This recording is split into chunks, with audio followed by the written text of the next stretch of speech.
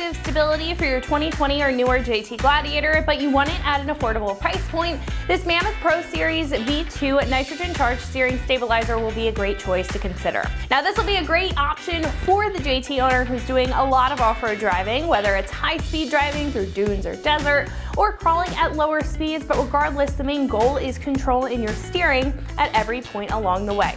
Now, this high-performance through-shaft stabilizer will take it a step further than the average stabilizer. If you are specifically in search of that higher performance option, it's going to wrangle in larger tires and heavier tires and make your day-to-day driving much more comfortable, even if you aren't hitting the dirt all the time and are just daily driving your rig.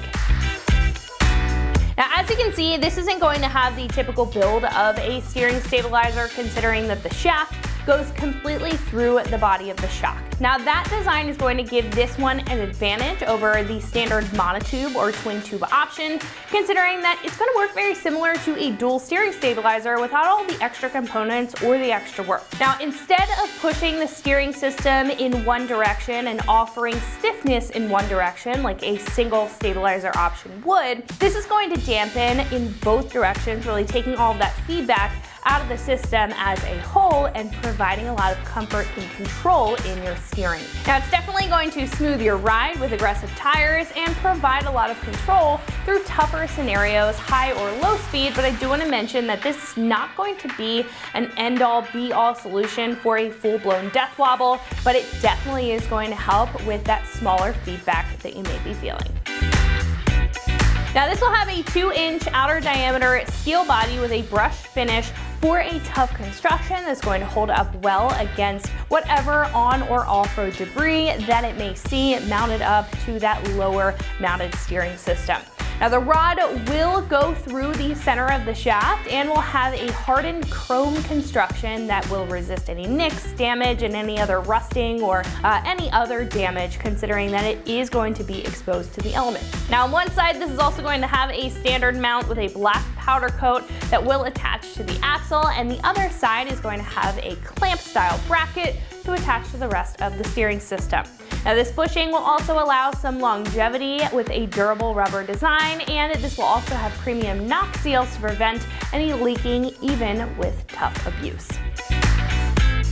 Now, this will be about $300, and while it may not be your most cost-effective choice across the board compared to the rest of the steering stabilizers in the category, it definitely will be one of your most cost-effective choices when it comes to a through shaft stabilizer option. Now, this is definitely a more high-performance stabilizer for the higher performance applications, whether it's at high or low speeds. It's going to see that trail abuse being beneficial if you're looking to invest in a system that's going to stabilize your JT no matter what terrain that you're hitting. Now, honestly, if you are just sticking to the street and want a steering stabilizer that is going to be more capable and longer lasting, if you have larger tires and you want a good looking option, this is going to be a fantastic choice for you.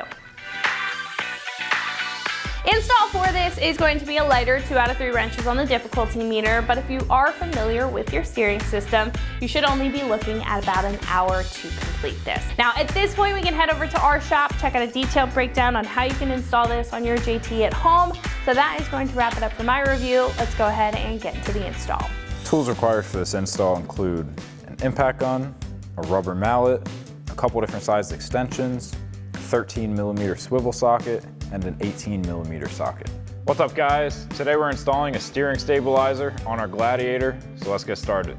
So we're gonna start off on the passenger side here. We're right next to the tire. We've got the bolt for our steering stabilizer. It's gonna be an 18mm nut, so grab an 18mm socket and pull that off. So now this bolt's a little tough coming out, so I'm just gonna take a rubber mallet, just give it a couple taps. All right, so next up in the bag of tricks is a 1/4-inch extension and that same rubber mallet.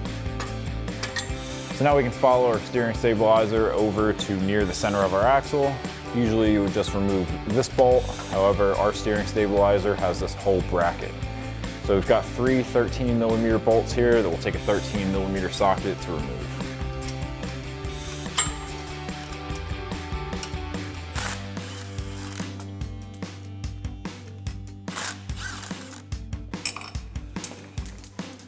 And then just get a hand on it before you pull out the last one.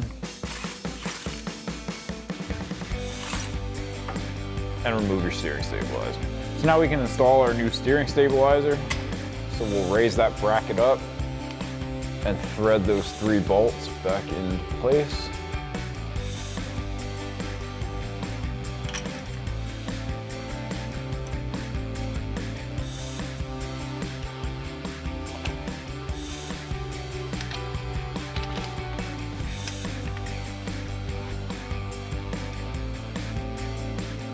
And then once you have all 3 bolts threaded into place, take your 13mm socket and tighten them down.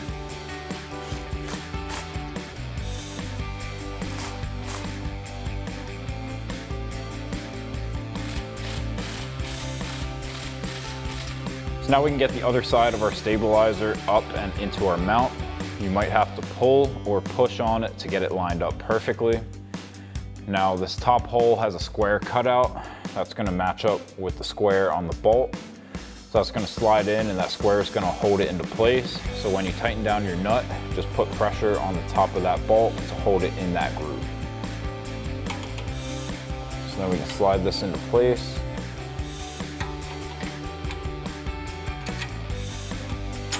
Drop our bolt through.